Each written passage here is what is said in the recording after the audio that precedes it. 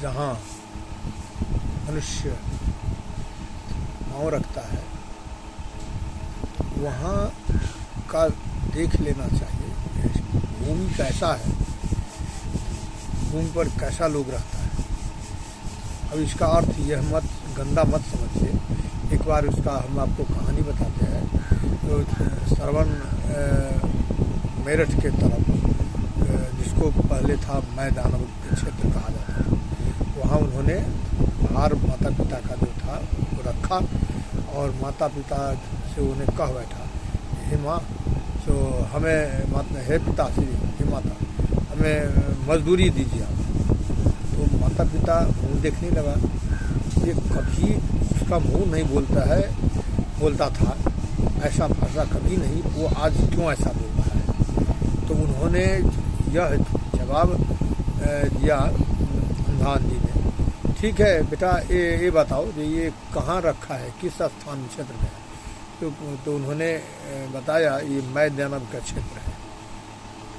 तू यहाँ से जल्दी उठाओ, यहाँ से ले चलो बहुत दूर, तब हम तुमको मजदूरी देगा। तो यह सो उठाया, ले गया बहुत दूरी पर जाकर के फिर रखा। तो कहा, बेटा ये कौन क्षेत्र है। तो उससे आगे वाला क्षेत्र था। तो कहा, अब रखो बेटा, हम तुम्हारा मजदूरी हम देता है। उन्होंने कहा, हे पिताश्री, हे माता, हमको क्यों लज्जित करते हैं, हम आपसे कब मजदूरी मांगा है। अब हमारे माँ है और जन्म जी है, इतने या आप हमारा देवी देवता है, फिर ऐसे हमको क्यों कहते हैं। तो कहा, बेटा तुम ही तो मांगा था। तो नहीं, हम तो नहीं मांगा था। तो समझ गए जो वो क्षेत्र में जैसा लोग रहता है वैसे ही वहाँ का क्षेत्र का भाषा, वाणी, जल सब कुछ वैसे ही हो जाता है। तब उन्होंने क्या किया, तो कहा, ठीक है बेटा, हम समझ गया।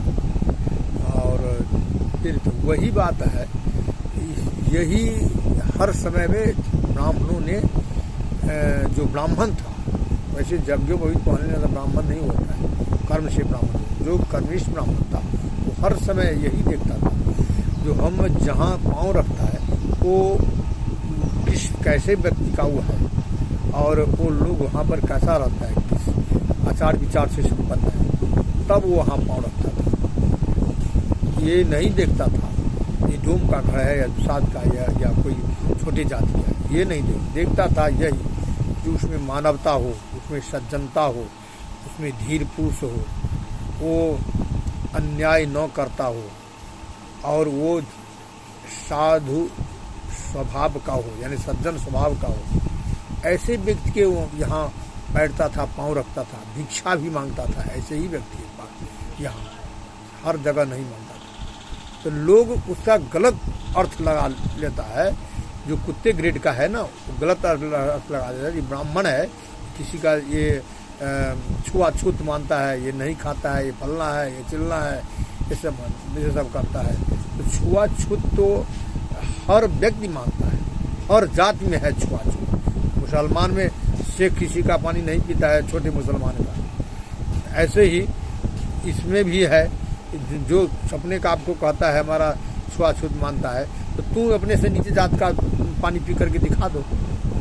तू तो मानता है, तू बड़े जाति को कहता है जो हम छुआछूत मानता है, ये तू उस पर इंजाम लगे, लेकिन स्वयं तुम दिखा दो डोम के घर में पानी पी करके, डोम के साथ खाना खा करके, तब हम समझेंगे तुम जात पात नहीं कुछ मानता है।